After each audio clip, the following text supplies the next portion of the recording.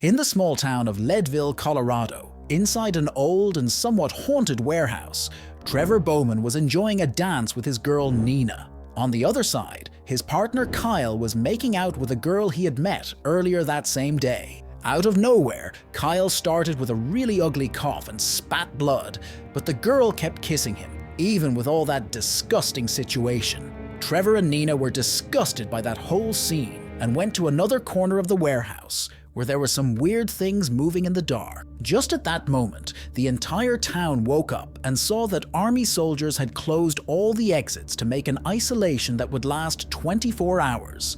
All the roads were blocked, so no one could leave or enter the town. Soon, a giant line of cars formed on the road and people started complaining about the situation, even fighting with the soldiers because no one would say what was really going on. One family was quite desperate to get out of there because they needed to take their sick boy to a hospital in another city. Soldier Sarah Bowman managed to convince them to take the boy to the town's own hospital, saying that the army had brought specialist doctors who were already taking care of the sick people. Soon after, she asked Captain Rhodes if this story about the specialists was true, but Rhodes told her to stay quiet and just follow orders. Hey! What would you do if your entire town was put under quarantine and then you discovered that everyone is turning into zombies?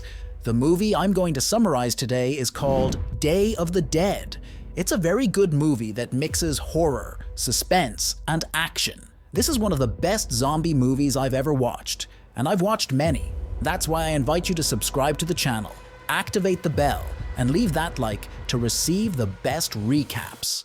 On the town's radio, a soldier was keeping an eye on announcer Paul to make sure he passed the right information to the people. Going back to the warehouse, Trevor was startled by something in the dark, but it was just Nina. When he said it was time to leave, Kyle's nose started bleeding heavily. He even asked the girl to go home with him, but she was worried that he might be contaminated and left alone. While Kyle left in Trevor's car, the girl crossed through the woods, where she suddenly heard frightening roars. She tried to flee while the mysterious creature ran after her, but ended up slipping and rolling on the ground until she fell into a small stream. At that moment, the creature managed to catch her and dragged her to devour her in a quite brutal way. Sometime later, a group of soldiers arrived at the road blockade, and Salazar tried to provoke Sarah, who responded by telling him to work properly. Then she took Bud Crane along to town to visit the house where she had grown up. Getting there, she found her brother Trevor and Nina having sex on the couch and scolded them for not answering the phone calls. Neither of them knew about the quarantine, which made Sarah even angrier since her mother Francine needed care all the time. Sarah ran up the stairs and went to see her mother Francine, who wasn't feeling well at all. She said it was just a common cold, but Sarah said she was going to take her to the hospital anyway. Downstairs, Nina saw that she also had several missed messages from her father. Sarah came back, and Trevor explained that Francine had been feeling sick since early morning. Nina told about Kyle's strange symptoms, and Trevor wanted to go see how he was, but Sarah told him to stay home, taking care of his mother while she did that check. It was already getting dark when Sarah and Crane arrived at Kyle's house and were surprised to find the door wide open. The rooms were covered with fresh blood, so the soldiers searched very carefully throughout the place, but Kyle wasn't anywhere. When Crane touched the curtains, two bodies suddenly fell on him. They were Kyle's parents, who were completely torn apart and shredded. Sarah tried to call the police, but the phone didn't work, so on the way out, she used the military radio to talk to the captain. Rhodes explained that they had cut all phone lines until they controlled the situation, because there were many rumors spreading, and promised to send police to Kyle's house. Then Sarah took Francine, Trevor, and Nina to go to the town hospital. During the trip, Francine's nose started bleeding heavily. When they finally arrived at the hospital, the place was packed with patients with the same severe symptoms, and the nurse told Sarah to wait in line like all the other people. Nina's father was also in that hospital, so she and Trevor went to visit him. At that moment, Sarah noticed Salazar and other soldiers watching the hospital, which made her understand that this was serious, and not just a normal exercise as they had told them. Then Rhodes took Sarah to meet Dr. Logan from the Disease Control Center. Logan asked if Kyle's parents had bite marks, and she confirmed yes, but didn't believe it was an animal because it wouldn't have been able to hide the bodies behind the curtains. In the waiting room, Crane asked Francine if Sarah had a boyfriend. When he realized that she and many other patients were paralyzed and very cold, then he went to tell Sarah and Logan. At the same time, Nina's father was going through the same terrible situation. The virus spread very quickly inside his body until the man transformed into a zombie and jumped from the bed to attack his own wife, violently biting her face. Meanwhile, at the power plant, a female employee was suddenly attacked by 2 zombies, who pushed her against the electric fence to devour her. The shaking of the fence along with the dripping blood caused a short circuit that made the 2 zombies catch fire. As the power plant machines started having problems, the city lights also started flickering and failing. There were some zombies driving around, and soon their cars crashed in the middle of the street, throwing a body far away. At Kyle's house, 3 police officers were investigating in the rooms and found a 3rd body along with the dead couple. It was Kyle himself, who had turned into a zombie and now jumped on the police officers to try to kill them all, not even caring about the weapons they carried. At the radio station, Paul and the soldier who was watching him heard all the screams and looked out the window to discover zombies dragging people to feed. The soldier ran outside to help the civilians, only for a bunch of zombies to attack him and take him to eat too. Paul saw another zombie coming toward him, so he ran back to the radio station and locked the door. At the hospital, the emergency generators brought the power back just in time for the people with hypothermia to become zombies too. Everyone went crazy and started attacking any normal person they could reach. Trevor and Nina ran out of her father's room and watched in shock as a zombie walked on the ceiling and then jumped on a nurse. Some zombies saw them and came after them, so the couple started running and threw anything they could find to delay the creatures. They managed to get through the back door and blocked it with a trash can, but there were other zombies already outside, so the couple ran to escape by jumping the fence. Inside, the chaos and carnage were getting worse as blood spread everywhere. Almost no normal person survived, and there were too many zombies to face at once, so Rhodes ran to an empty corridor and blocked the door to keep the zombies outside. Sarah found him and asked about her mother, but there was no way to find her now. Then Rhodes opened another door to find an emergency exit, only for a bunch of zombies to appear. He managed to push some, but soon there were too many creatures to deal with, and Rhodes was captured to be devoured. Seeing this, Sarah, Logan, and Crane ran to another corridor to find an empty room to hide in. Logan pushed Crane to go first, making him drop the car keys.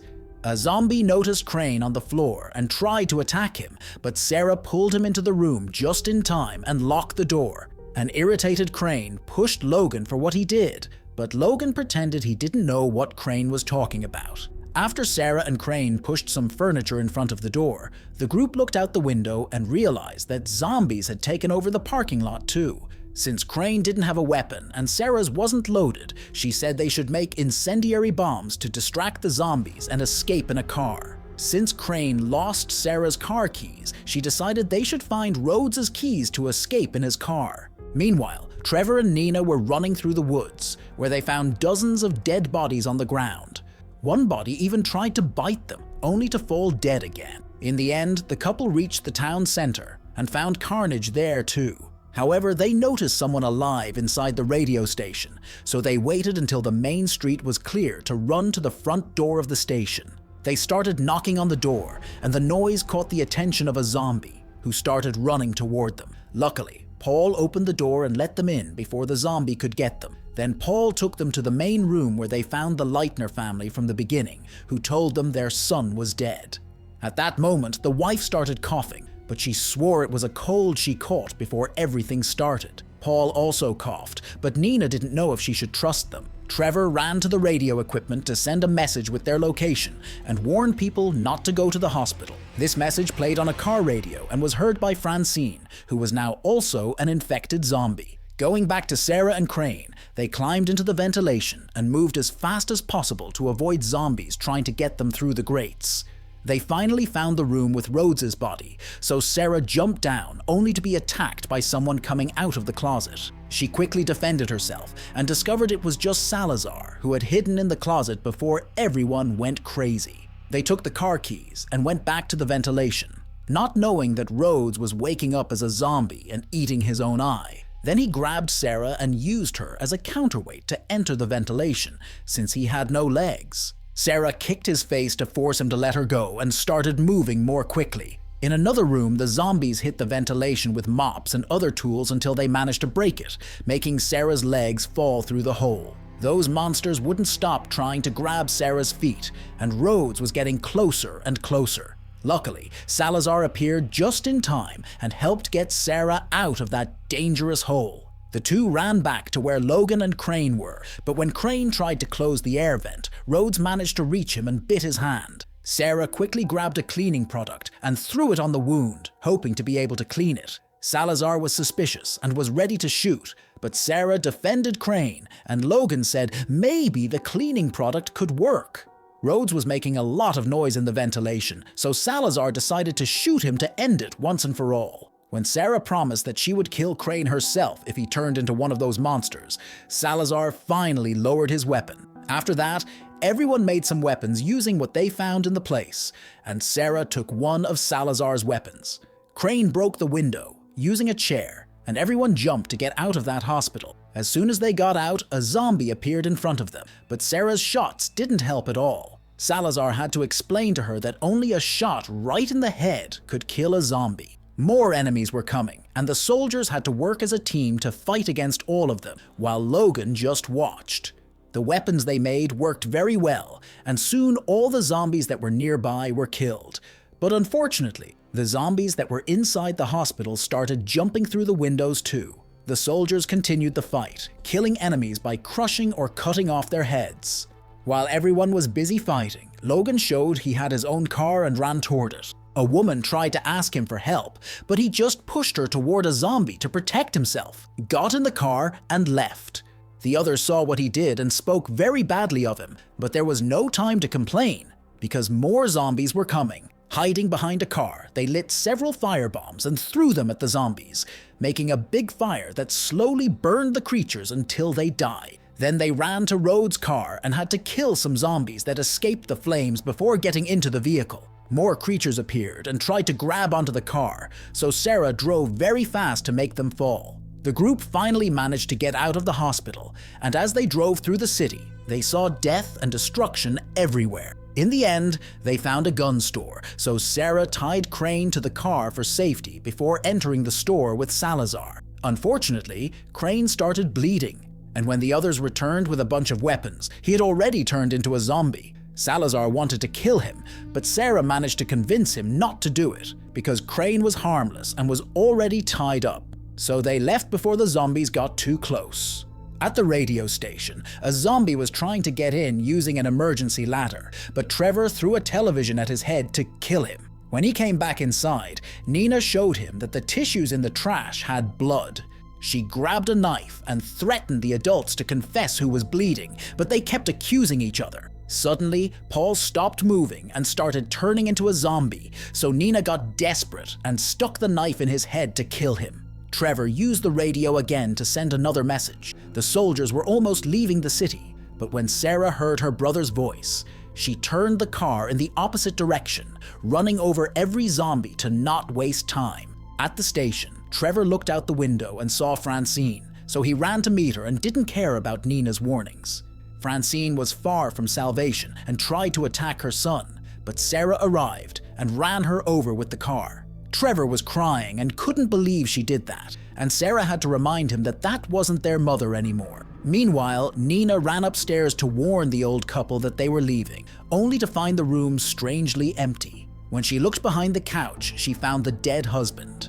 The wife who had turned into a zombie appeared behind her and knocked her to the floor, so Nina had to start fighting against her, using anything she could find in the room, and even breaking the furniture. At that moment, Trevor came in, and they started fighting against her together with very good teamwork. Outside, Salazar saw some people trapped behind a gate. They started climbing the gate to reach the soldiers, but zombies appeared behind them and devoured them. At that moment, Trevor and Nina pushed the monstrous old woman through the window, and as soon as she fell, Salazar and Sarah shot her until she died. The shots scared the zombies behind the gate, and now the group could leave by car. During the trip, Salazar wondered why Crane wouldn't attack them, and Sarah remembered that Crane was vegetarian. Salazar still continued provoking and threatening Crane, clearly not trusting him. When they finally reached the road blockade, they discovered that the rest of the soldiers had also turned into zombies.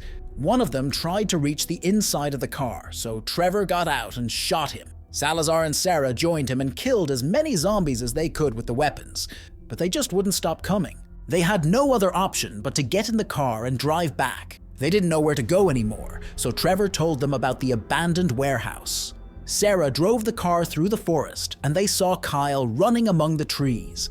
He jumped in front and broke the front windshield of the car, making it lose control. While they fought to keep Kyle's mouth away from their bodies, the car continued and crashed against a tree. Now Kyle was trapped between the wood and the broken glass, so Sarah could easily shoot him in the head. Then the group continued moving on foot and took Crane along. Salazar never stopped threatening or cursing him, so when they reached the warehouse, Crane was already tired of it. He started screaming to give away where they were, and soon a crowd of zombies broke down the door and walls to attack them. People started shooting, but there were too many enemies to face, so Trevor told his friends to follow him. While the group went down the stairs to the basement, the zombies aggressively surrounded Crane. The basement turned out to be a real isolated shelter. Some zombies tried to follow the group, but they shot them until they managed to get through the thick metal door and locked it. Then they opened a door in the back and were impressed to find a complete research facility. They checked the computers for answers, but whoever was there had deleted everything before fleeing. Suddenly they heard a noise, so Sarah and Salazar started searching each room until they found Logan, who was destroying the evidence. The two threatened to shoot him until Logan explained that he was part of Project Wildfire, which researched military biochemical agents. He swore the project wasn't behind the zombie virus, but was interrupted by Trevor, who found a video file on the computer. The film showed footage where Dr. Engel confessed that the military virus created to attack enemy soldiers had completely changed and gotten out of his control. Because of this, he was forced to eliminate all his co-workers who were contaminated. The recording ended at the moment when the doctor himself turned into an undead and broke the camera. When they heard a frightening sound coming from nearby, the people left the room and encountered Dr. Engel already transformed into a zombie. They started shooting at him until he got very scared and ran away. Salazar and Sarah went after the doctor, but discovered he had escaped by crawling through the ventilation ducts. A different undead from the others tried to grab Salazar, but he was quick and cut off the creature's head. The two returned to join the other companions, always shooting at the ducts when they heard any strange noise. Logan had no idea where the emergency exits of the place were, but Salazar knew that type of bunker from the war era and said they just needed to find the places where the missiles were to be able to get out. While the team walked through the corridors, Dr. Engel came down from above and grabbed Logan. He killed him quickly and threw the body in front of the others. The group hurried to get out of there, but even after walking for a long time, they still hadn't found the missile place. Even with Salazar not agreeing, they decided to separate to be able to search in more places at the same time. Sarah and Salazar ended up finding the missile location first and managed to get through the first door without any problem. But when they crossed the corridor, they found a huge amount of zombies hiding in the next room. The two soldiers started shooting, but the undead surrounded Salazar and knocked him down. He told Sarah to go ahead without him before the creatures started devouring him. Sarah ran quickly, and Trevor pulled her to another safe place. In that place, she found several missile fuel tanks, so the siblings worked together to create some very large flamethrowers. Sarah went back to the corridor to get the attention of all the zombies, but Dr. Engel appeared behind her. While she fought with the attacker, Crane appeared in the middle of the crowd of undead and remembered his feelings for Sarah, so he started shooting with his weapon until he ran out of bullets.